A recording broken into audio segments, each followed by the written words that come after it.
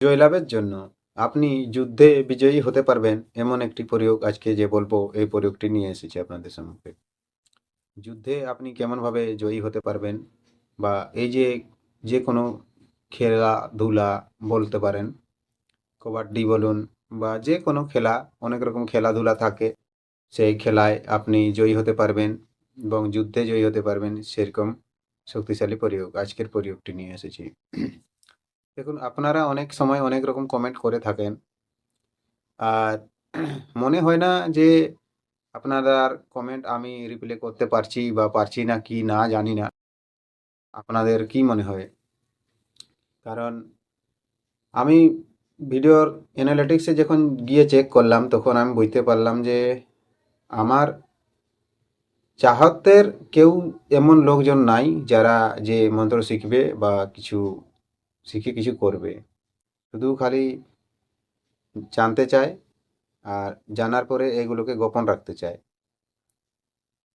তো দেখুন, গোপন জিনিস গোপনেই থাকবে, কোনো অসুবিধা নেই, কিন্তু এগুলো প্রচারক প্রচার করে যাবে, কোনো অসুবিধা নেই। ভৈরব শাস্ত্রী মহোদয় তিনি যে লিখে গেছেন এটা কোনো লুকাবার জন্য নয়, আপনাকে জানতে হবে। আপনি জেনে এগুলো কাজ প্রয়োগ করতে পারবেন, প্রয়োগ করতে পারলে আপনার লাভ হবে। তাই আর আপনি যদি শিখবেন না, জানবেন না, আর হই হাল্লা এই দেখবেন ভিডিও বা যে কোনো দেখবেন, দেখার পরে আপনি সেটাকে কোনো মাইন্ডে নেবেন না। আর আমাদের এখানে যে সমস্ত নিয়মবিধি বা ভিডিও দেওয়া হয় বা মন্ত্রযন্ত্র দেওয়া হয়, এই প্রয়োগের দ্বারা আপনি অনেক কিছুই কাজ করতে পারবেন, আপনার বিশ্বাস হোক চাহে নাই হোক। আমার বলার উদ্দেশ্য আমি বলছি, আমরা যেগুলো করি, আপনি যদি বিশ্বাস না হয় কোনো কাজ, আপনি বাড়িতে এসে যে কোনো কাজ করাতে পারেন, ছোটোখাটো বড় কাজও করাতে পারেন। আমরা আপনার বাড়ি গিয়ে কাজ করে দিয়ে আসতে পারি এমন কাজ, যদি খুব সাংঘাতিক বড় কাজ হয়ে থাকে, ঠিক আছে, এমন কাজও আমরা করে দিতে পারবো আপনার বাড়ি গিয়া। তো আজকে যে বললাম যুদ্ধে জয়ী হবার, দেখুন, যুদ্ধে জয়ী হওয়ার জন্য অনেক এরকম প্রয়োগ বলা হয়ে থাকে আর অনেকগুলো ভিডিও আপনি ইউটিউবে গুগলে সার্চ করলে পেয়ে যাবেন। দেখুন, আপনি যদি বলবান না হন বা আপনার যদি বুদ্ধি না থাকে তাহলে আপনি যুদ্ধে জয়ী হতে পারবেন পারবেন না। কিন্তু তবু টুটকা প্রয়োগের দ্বারাই এটা সম্ভব হয়। তো তাই সেরকম টুটকা প্রয়োগ নিয়ে এসেছি আপনাদের সম্মুখে, যেগুলো আপনাকে মানতে হবে আর নিয়ম অনুসারে কাজ করতে হবে, তাহলে হবে। যেমন একটি বলা হয়েছে সুদর্শনার মূল। সুদর্শনার মূল যদি আপনি হাতে বাঁধতে পারেন বা হাতে বন্ধন করে রাখতে পারেন, আপনি যে কোনো কাজে জয়ী হতে পারবেন। যুদ্ধে বলুন, মামলা মোকদ্দমা যে কোনো কাজে আপনি জয়ী হতে পারবেন, এরকম বলা হয়েছে, ঠিক আছে।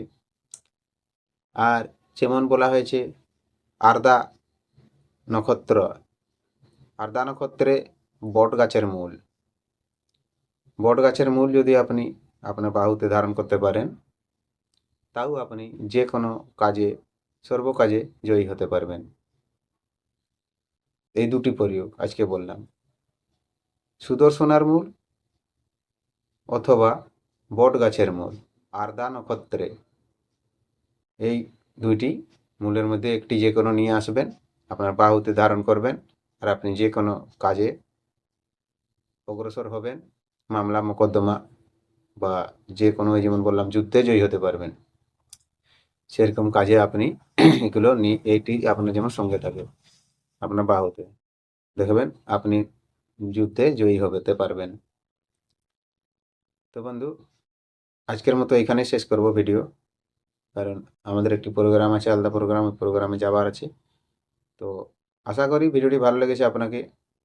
ভিডিওটি ভালো লাগলে একটি লাইক করবেন অবশ্যই, চ্যানেলে প্রথম আসতে থাকলে চ্যানেলটিকে সাবস্ক্রাইব করবেন, নোটিফিকেশন টিপে অন করে রাখবেন, তাহলে কী হবে, যখন যখন ভিডিও আপলোড করবো সর্বপ্রথম নোটিফিকেশনটি আপনি পাবেন।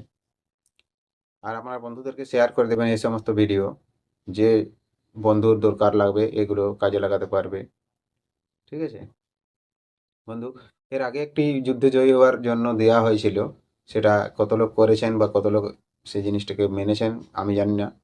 আজকেরটা একবার ট্রাই করে দেখবেন, সুদর্শনার মূল এবং বট গাছের মূল, আর দা নক্ষত্র যুক্ত হওয়া চাই, সেই দিনে নিয়ে আসবেন যে কোনো দিন। নমস্কার, জোহার, ধন্যবাদ। দেখা হবে আবার একটি নতুন ভিডিওতে। প্রথম পর্যন্ত আপনি আপনার খেয়াল রাখবেন।